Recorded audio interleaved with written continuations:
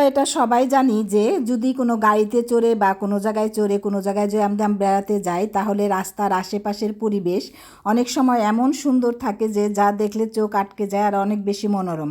আর ফ্রান্সের পরিবেশের কথা তো বলতেই মানে সেটা করা যায় না যে এখানকার তো সব কিছুই প্রায় সব কিছুই অনেক বেশি সুন্দর, যা থাকবে আমার আজকের ভিডিওতে। আসসালামু আলাইকুম। আজকের ভিডিও শেষ পর্যন্ত দেখবেন, কারণ প্রথমে থাকছে আমার দুপুরের রান্না আর শেষে আপনাদের নিয়ে যাব ফ্রান্সের খুব সুন্দর মানে পাবলিক বাসে করে যাব আমি এক জায়গায়, সেখান থেকে সেখানে যাওয়ার সময় আমি যে দৃশ্যগুলো ভিডিও করেছি তাই থাকবে আমার আজকের ভিডিওতে। এই তো দুপুরে রান্না বান্না খাওয়া দাওয়া সেটা তো চলবেই, বাঙালিয়ানার পরিবেশ, বাঙালিরা আমরা দেশ চেঞ্জ করি, তারপরে জায়গা চেঞ্জ করি, কিন্তু আমাদের স্বভাব তো আর চেঞ্জ হয় না। যেমন এই তো আমরা ফ্রান্সে থাকি, তাতে কি হয়েছে, সেই বাঙালির মতো রান্না বান্না 3 বেলা খাবার দাবার এটা আমাদের চলবেই, এটাই আমাদের বাঙালির স্বভাব। যেমন এই তো সকালে নাস্তা হয়েছে, এখন দুপুরের জন্য তো কয়েক পদের তরকারি রান্না টান্না করে আমরা খাবো, এটা হচ্ছে আমাদের স্বভাব। অথচ ফরাসিরা কিন্তু সম্পূর্ণ উল্টো, তারা কিন্তু খাবার দাবার এসবের প্রতি তেমনই নেই, তাদের সব কিছু সংক্ষিপ্ত, সব কিছু সাদাসিধে এবং সব কিছু তাদের রুটিন মাফিক আর স্বাস্থ্যসম্মত। যেমন তারা সকালে তেমন কিছুই খায় না, শুধু দুপুরে খাবারটা খাবে, তাও 12টার আগে রাত্রের নাস্তা শেষ করে ফেলবে, রাত্রের ডিনার শেষ করে ফেলবে 8টার সময়, তারপরে 10টার সময় তারা ঘুমিয়ে যাবে। অথচ আমাদের দেশে কিন্তু দেখুন এখানে ফ্রান্সে সন্ধ্যায় কিন্তু হয় 10টা, আর এখানকার ঘরগুলো এমনভাবে তৈরি সন্ধ্যাবেলা যদি ঘুমিয়েও যায় জালনা দরজা আটকিয়ে বাহির থেকে কোনো শব্দ আসবে না, এভাবেই করে করা হয়েছে এখানকার ফ্রান্সের ঘরগুলো। যার জন্য তারা 8টা বাজে তারা রুটিন মতো একদম তাদের পুঙ্খানুপুঙ্খভাবে রুটিন মাফিক চলে। দেখুন আমি এই ছোটো মানে কাঠের এইটার মধ্যে ঢেঁড়সই করেছি, যার জন্য এত বেশি পিছলা হয়েছে যে এটা ডলে ডলে ধোয়া লাগতেছে। আপনাদের কি এমন হয়? ছুরি, তারপরে কাটার বোর্ড সব কিছু এমন হয়ে যায়। আমি এই তো ঢেঁড়সটা কেটে নিলাম, যেটা আমি আজকে ভাজি করব। ঢেঁড়সটা সাধারণত বেশিরভাগ আমি ভাজি করেই খাই। আর হচ্ছে এই যে এটা হচ্ছে ফ্রান্সের তাজা মাছ, যেটা খেতে অনেক বেশি ঝামেলা আর অনেক বেশি কষ্ট, এই কাটা ধোয়া এটা সেটা অনেক বেশি ঝামেলা আসে, তারপরেও খেতে হয়, নিজেদের শরীরের দিকে চিন্তা করে অবশ্যই খেতে হবে। আমরা যদি তাজা জিনিসপত্র আমরা যদি না খাই নাই করি তাহলে আমাদের শরীরের জন্য অনেক বেশি খারাপ। যার জন্য এই মাছটা আমি দেখা যায় প্রায় সময়ই এটা আমি রান্না করি। আর এটা রান্না করে এমন এক সমস্যা, আমরা যেরকম বাঙালি মাছগুলো রান্না করে মানে সকালে রান্না করলেও দেখা যায় দুপুরের দিকে কিংবা বিকেলের দিকে তেমন খারাপ লাগে না খেতে। আর এটা দেখা যায় রান্না করে দেখা যায় গরম গরমই খেতে হবে, তাহলে অনেক বেশি সুস্বাদু আর অনেক বেশি মজা লাগে। এই বোর্ডটা হচ্ছে আমার মাছ কাটার বোর্ড, এজন্য এত বেশি নোংরা, এজন্য এরকম। এটা শুধু মাছ কাটার জন্য আমি ব্যবহার করি, মাছ কেটে আবার গরম পানি দিয়ে ধুয়ে এটা আমি একটা নির্দিষ্ট জায়গায় রেখে দিই, শুধুমাত্র মাছ আর মাংস কাটার জন্য। এজন্য এই বোর্ডটা এত বেশি কালো, কারণ গরম পানি দিয়ে সবসময় ধুই। আর দেখা যায় অন্যান্য কাজ করা হয় না দেখে আমি আবার যে মানে পরিষ্কার করার যে অনেক কিছুই আছে সেভাবে করাও হয় না, ওভাবে আমি জীবাণুমুক্ত করে ওভাবে রেখে দিই। আর যেহেতু ফ্রান্সে অনেক বেশি গরম, এজন্য দেখা যায় মেলো আর হচ্ছে মানে তরমুজ যেটা আছে পাস্তেক সেটা বেশি খাওয়া হয়। কারণ এখন এত বেশি গরম, এই মেলোটা যদি আমরা মানে বাঙ্গিটা যদি আমরা ফ্রিজে রাখার পর খাওয়ার পরে খুবই বেশি ঠান্ডা আর অনেক বেশি ভালো লাগে। আমাদের দেশের বাঙ্গিতে দেখছি উপরের খোসাটা থাকে পাতলা আর নরম, কিন্তু এখানকার এই মানে বাঙ্গিগুলোর এই খোসাগুলো এত বেশি শক্ত, মানে এগুলো অনেক বেশি গর্ত করে তারপরে কাটতে হয়। খেতে যদি অনেক বেশি মজা, কিন্তু এই জিনিসটা ছুলতে গেলেই অনেক বেশি কষ্ট হয়। আর এগুলো দেখতেই পাচ্ছেন যে পেঁপের মতো, আমাদের দেশে যেরকম পেঁপে ছিল সেরকম কালারটা ওরকম লাগে, কিন্তু তার চাইতে আরও বেশি সফট আর খেতে অনেক বেশি সুস্বাদু। মেলো কেটে আর কি দুপুরে খাওয়ার জন্য আমার জামাই আবার মেলো কাটতেছিল, সেটা আমি আবার একটু ভিডিও করলাম, যে সেটা আমার দর্শক বন্ধুদের দেখাই যে মেলো কাটতেছে করতেছে সেরকম টুকটাক।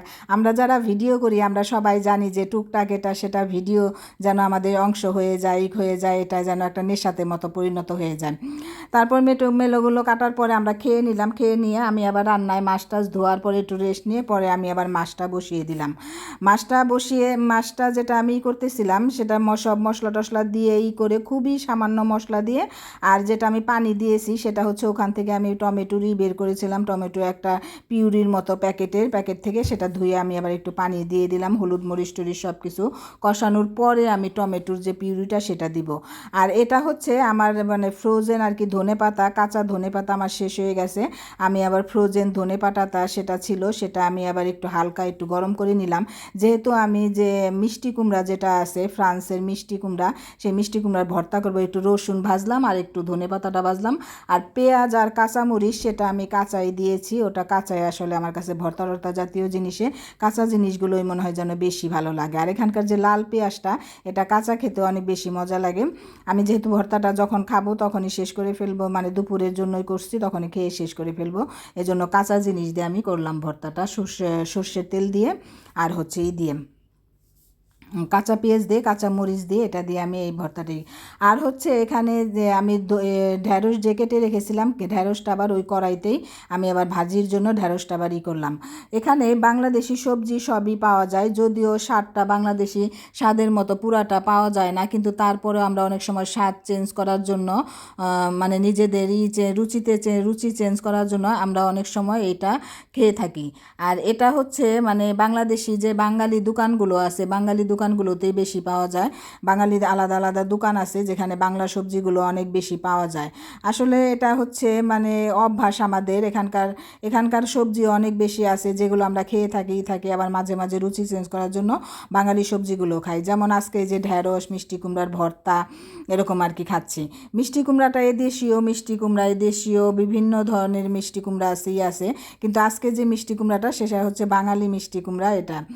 আর এখানে যে জিনিসটা মানে ফ্রান্সে যে জিনিসটা হয় যে মানে সবজিগুলো যেগুলো আছে, সবজি ফ্রান্সের যে কুরজেত আছে, তারপরে আরিকুবার আছে, এগুলো দেখা যায় মানে ওই কমন দেখা যায় এরকম হয় যে কুরজেত আরিকুবার, তারপরে মানে আরও যে সেগুলো সবজি আছে ক্যাপসিকাম, সেগুলো দেখা যায় খুব অল্প আছে, আর দেখা যায় খুব তাড়াতাড়ি রান্না করে গরম গরমই খেতে হয় এই জিনিসগুলো। কিন্তু এটা যেরকম আমরা ঢ্যাঁড়স রান্না করি, এখন রান্না করলাম দেখা গেলো সকালের দিকে একটু রান্না করে ফেললো, কতক্ষণ দেরি হলো খারাপ লাগে না। কিন্তু কুরজেত ওই সবজিগুলো দেখা যায় বাসি হলে বা একটু দেরি হলে ঠান্ডা ঠান্ডা হয়ে গেলে এত বেশি আমার মনে হয় যেন এত বেশি ভালো লাগে না বা মজা লাগে না। যেমন এই মাছটা আমি রান্না করছি কিন্তু মানে শেষের দিকে খাবো, তখন খাওয়ার আগে এখন গরম গরম থাকতেই দেখা যায় আমরা খেয়ে ফেলবো, যেন এই মাছটা আমার দ্বিতীয়বার যেন আমি গরম না করি বা বাসি যেন না হয়, এখন রান্না করছি আমি এখনই পুরাটা খেয়ে ফেলবো, তাহলেই কিন্তু মাছের স্বাদটা পাওয়া যাবে। কিন্তু এই মাছটা যদি আমার ঠান্ডা হয়ে যায়, ঠান্ডা হবার পর যদি আমি আবার দ্বিতীয়বার এটা গরম করি বা করি, তাহলে কিন্তু এত ভালো লাগে না। তারপর আমার রান্নাবান্না মোটামুটি গুছানোর পরে আমি বেসিন সিনটিন সব গুছাই ফেলছি, সব কিছু গুছানোর পরে তারপরে তরকারি খাওয়া দাওয়ার পরে আমি এখন আবার এই টড়াইগুলো ধুয়ে ফেললাম, কারণ কড়াইগুলোতে যদি তরকারিগুলো থাকে তাহলে একটু স্বাভাবিক একটু বেশি গরম থাকে সব কিছু ওভাবেই করে আমি আবার খাওয়া দাওয়া শেষ করে তখন আমি আবার এই টড়াই সব কিছু ধুয়ে টুয়ে করে তারপরে এগুলোই করলাম। এখানে যে মানে আমাদের এক হাতেরই দেখা যায় ধোয়া টোয়া এক হাতেরই থাকে, বাংলাদেশে যেরকম কাজের লোক থাকে তার উপর নির্ভর করে আমরা সব কিছু করি, কিন্তু এখানে কিন্তু তা নয়, টুকটাক করে এটা সেটা নিজেদেরই এইভাবে করে ফেলতে হয়, গুছগাছ করে। আর এখানে নিজেদের এখানে এক হাতে কাজ করা হয় দেখে দেখা যায় সব কিছু গুছানো আর সুন্দর হয়। আমরা এই যে বলতেছিলাম যে আজকে একটু বাহিরে একটা জায়গায় যাব, যার জন্য আমরা এই তো বাস স্টপে অপেক্ষা করতেছি। দেখুন চারদিকের পরিবেশ এত বেশি সুন্দর আর এত বেশি নীরব, অনেক বেশি রোদ, আমরা গাছের ছায়ার নিচে দাঁড়িয়ে আছি, খুব বেশি ভালো লাগতো, মানে খুব বেশি ছায়ার মধ্যে দাঁড়ানোর পরে এত বেশি শান্তি আর এত বেশি সুন্দর, যা দেখতে অনেক বেশি মনোরম লাগতেছিল। আজ যাচ্ছি ফ্রান্সের মানে পাবলিক বাসে করে, জানালার বাইরে তাকালে চোখ জুড়িয়ে যায়, পরিষ্কার রাস্তা, সবুজ গাছ, সুন্দর বিল্ডিং আর শান্ত পরিবেশ, সব মিলিয়ে অন্যরকম অনুভূতি। আপনাদের কেমন লাগছে কমেন্ট করে অবশ্যই জানাবেন। ভিডিও শেষ পর্যন্ত যারা দেখছেন সবাইকে অনেক অনেক ধন্যবাদ। এবার একটা প্রশ্ন, যদি সুযোগ পান আপনি কোনটা দেখতে বেশি পছন্দ করবেন? ফ্রান্সের ঘরোয়া রান্না না ফ্রান্সের সুন্দর শহর ও বাস ভ্রমণ? কমেন্ট করে শুধু রান্না অথবা ভ্রমণ লিখে জানান। ভিডিওটি ভালো লাগলে একটি লাইক দিন, তারপর আপনার বন্ধুদের সাথে শেয়ার করুন এবং নতুন হলে চ্যানেলটি সাবস্ক্রাইব করে পাশে থাকা বেল আইকনটি চাপুন। আপনাদের ভালোবাসায় আমাকে নতুন নতুন ভিডিও বানাতে অনুপ্রাণিত করবে। আর যারা আমার চ্যানেলকে সাবস্ক্রাইব করেছেন তাদের জানাই অনেক অনেক ধন্যবাদ এবং আমার অন্তরস্থল থেকে গভীর ভালোবাসা। আর এখানে যে ফ্রান্সের যে দেখুন রাস্তাঘাটগুলো এইগুলো এত বেশি লিটল ক্লিন বা এত বেশি পরিষ্কার পরিচ্ছন্ন যা চিন্তা করা যায় না। আর আজকে ছিল রবিবার দিন অফিস বা সব কিছু দেখা যায় বন্ধ থাকে। আর এখন পুরা দুপুর, বা যেহেতু দুপুরের খাওয়া দাওয়ার পরপরই আমরা বাহির হয়েছি, দুপুরের দিকেই সেদিকে একদম বাসটা একদম ফাঁকাই ছিল বলা চলে। লোকজন খুবই কম ছিল, এমনিতে বাসে অনেক বেশি ভিড় থাকে আর অনেক বেশি লোকজন থাকে। আর এখানে যে ফ্রান্সের যে রাস্তাঘাটগুলো, এখানে দেখবেন কোনো হর্ন নেই। গাড়ির কোনো হর্ন আপনি পাশ থেকে শুনতে পারবেন না। রাস্তা দিয়ে হেঁটে যাবেন, আপনি রাস্তার পাশ দিয়ে হাঁটবেন, কিংবা হয়তোবা কোনো সময় আপনি হয়তোবা রাস্তার পাশ দিয়ে হাঁটার পর আপনি খেয়াল করেন না পিছন থেকে, তারপর আপনাকে হর্ন দিয়ে সরানোর জন্য বলবে না। শুধু গাড়ি যে তাই নয়, কোনো সাইকেলও মনে হয় হর্ন দেওয়া জানে না। আমার মনে হয় এই দেশের সাইকেল বা যানবাহন এরা মনে হয় হর্ন দেওয়া বোঝে না। অথচ আমাদের দেশে পাশে যদি একটা হাসপাতাল বা কোনো কিছুর পাশ দিয়েও যদি একটা গাড়ির রাস্তা থাকে, হর্নের শব্দে রুগীরা পর্যন্ত ঘুমাতে পারে না, এমন অবস্থা থাকে। আর এখানে কিন্তু সম্পূর্ণ উল্টো। হাসপাতাল হোক, বাসা হোক, যে কোনো জায়গায় হোক, কোনো হর্ন নেই গাড়ির। অনেক বেশি আমি আশ্চর্যিত। আমরা প্রথম দিকে এসে অবাক হয়েছিলাম। আর এই যে আজকে রবিবার আমরা একটা মার্কেটে এসেছিলাম। এই দোকানটা আমাদের ডিকাথলন একটা দোকান ছিল যেটা আমাদের বাসার পাশে ছিল, সেটা বন্ধ হয়ে গেছে। আমরা এখানে এসেছি, ভাবছি যে আমাদের ওটা রবিবারে খোলা থাকতো, কিন্তু এখানে এসে দেখি এটা রবিবারে খোলা নেই। যার জন্য এখন আমরা এটা দেখে টেকে আমরা একেবারে ঘুরে চলে যাইতেছিলাম। তারপরে বিকেল হয়ে যাওয়ার পরে সন্ধ্যা হয়ে গেছে। আমরা আবার এখান থেকে কিছু খাবার কিনে নিলাম, যে খাবারগুলো ছিল অনেক বেশি সুস্বাদু আর অনেক বেশি মজার। আর এই খাবারগুলো এগুলো আসলে চিকেনের ছিল সব কিছু। মুরগির যে মাংস দিয়ে যে তৈরি সেগুলোই বেশি। আর মুরগির মাংসটা আমার মনে হয় যেন এখন সবারই যেন একটা পছন্দের খাবার, বিশেষ করে বাচ্চাদের বা বুড়া যেই হোক না কেন, সব কিছু চিকেনের খাবারই যেন বেশি পছন্দনীয়। আর এই খাবারটা যেন সহজেই যেন পাওয়া যায়, এটা আমার মনে হয় বাংলাদেশেও এমন হয় যে চিকেনের সব কিছুই পাওয়া যায়। ফ্রান্সেও ঠিক তাই, অনেক বেশি রেস্টুরেন্ট আর অনেক বেশি খাবারের দোকান এখানে আছে। আমার এই লং ভিডিও এবং আমার এই বকবকানি আপনারা যারা শুনলেন তাদের সবাইকে অনেক অনেক ধন্যবাদ।